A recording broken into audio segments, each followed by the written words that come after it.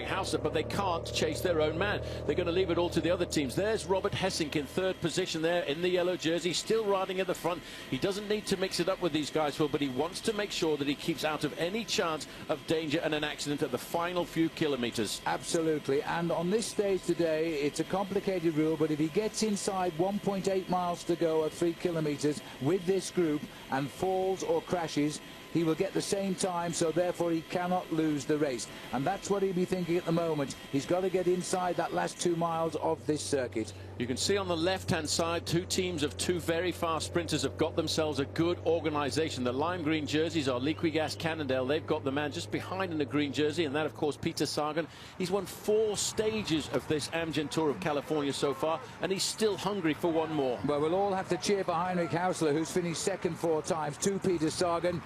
Once they wipe out the leader, they're going to come down together. Those two must go head-to-head. It is a pure sprinters stage. Well, all of a sudden, Nathan Haas has been caught, and he's right at the back end of the main field. We're swept away. We are all together. 110 survivors on this year's Amgen Tour of California are going to battle out the final stage. They can't win the race overall, but they can win the last stage in front of an enormous crowd here at LA Live. Now watch out for Peter Sagan. We'll pin him for you when we can. He's the dark green in the centre of the light greens in that jersey of points leader. His team of luck for him, and they brought him to the front. 4.5 kilometres to go. That's inside of 3 miles of racing. Luis Leon Sanchez is the Spanish rider on the Dutch Rabobank team on the front, doing the final few turns to keep this pace nice and high. Motorbike was a little bit close there, but look at Luis Leon Sanchez. Looks over his shoulder. He knows that very, very shortly a team of one of the sprinters will take up the responsibility of lifting this pace again to close to 35 miles an hour. They continue. Now, in 1.3 kilometres, Robert Gesink can be crowned the winner of this race, because a problem after that doesn't help him. It doesn't help anybody else. They're all together as they race to the finish. The field of 110 riders. It's all about who wins the day. And can Peter Sagan, who won the first 4 days of this race, finish off with a win in Los Angeles? Most important thing now going through the minds of the sprinters, Phil, is the positioning. You've got to be in the right place. If you're 15th or 20th position too far back, you've got to scuttle up the outside to try and keep yourself in the first 5 or 6 places. Garmin Barracuda now decided those are the riders in the blue jerseys and the blue helmets. They are looking after their sprinter Heinrich Hausler. He's gone back a little bit, but still, I have to say, Rabobank in the orange jersey here are doing a phenomenal job. They just want to get it over and done with. They just want to grab the yellow jersey, Robert Hessink, and take him to the finish line and deposit him there right in front of LA Live for a great victory. But they also might be looking now for Michael Matthews to try and get him to the line, because Matthews is their sprinter. He was knocked around a couple of days in this race, but he seems to be back on form. He's been up in the places on 1 occasion. He's had a 4th, and Matthews will have the same orange jersey on as the man setting the pace. They're setting the pace for him. They've got a double-pronged attack here right now. Well, actually, Michael Matthews is in not a very good position there. He's slipped back a bit. He's got 2 teammates right on the front, but now there's looks like there's another move trying to come off the front end of the peloton here. This United Healthcare having a go to try and steal the race away from everybody else. And what this does, Phil, it creates confusion for the teams of the sprinters when you see these last-minute attacks, but I don't think he's going anywhere at all. He made the initial acceleration, but then when you start to get that wind smacking into your face, it's a wrong decision to make. Well, it looks as though it might be Brad White here who's made a move to try and draw the attraction, because they have a sprinter in Jeff Lauder back in the main field.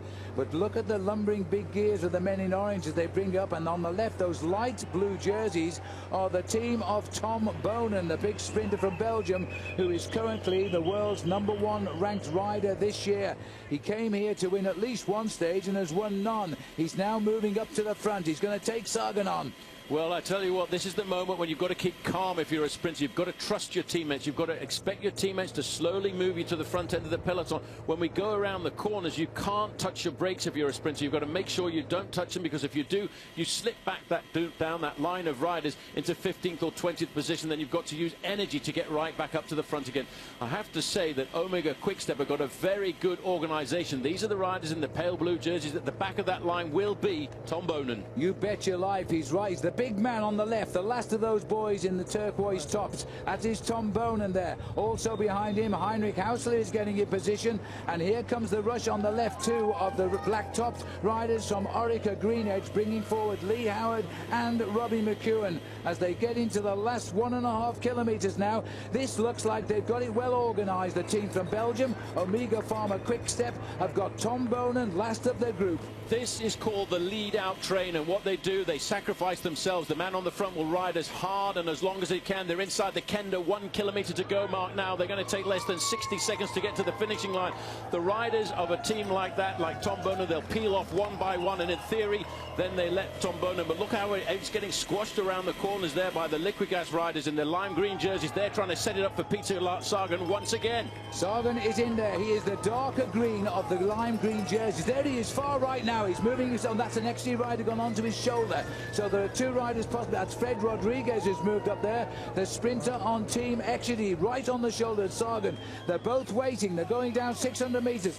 This is the line-up for the finish now. They will see the finish. We are now approaching 40 miles an hour. Bonen's up there into second position. They've gone round this corner in perfect line-up. Bonen is in second place. Right behind him there is Peter Sagan. A little bit further back is Heinrich Hausler. As they go for the line now, Tom Bonen is the second wheel. This is the best chance he's had the whole race. Is he going to... There goes Sagan. Sagan is on the left. Bonen is taking him on. Peter Sagan drives to the line. It is win number 5 for him. Unbelievable. He is just too quick. And this time Tom Zonen has got second. Well, in that peloton is the yellow jersey of Robert Gessing, a Dutchman for the first time in this race history, has won the Amgen Tour of California, and he becomes only the second non-American to do so. Peter Sagan, the not yet 23 years of age man from Slovakia, has won stage 5 of the stage, his 5th stage, as he comes down into LA Live.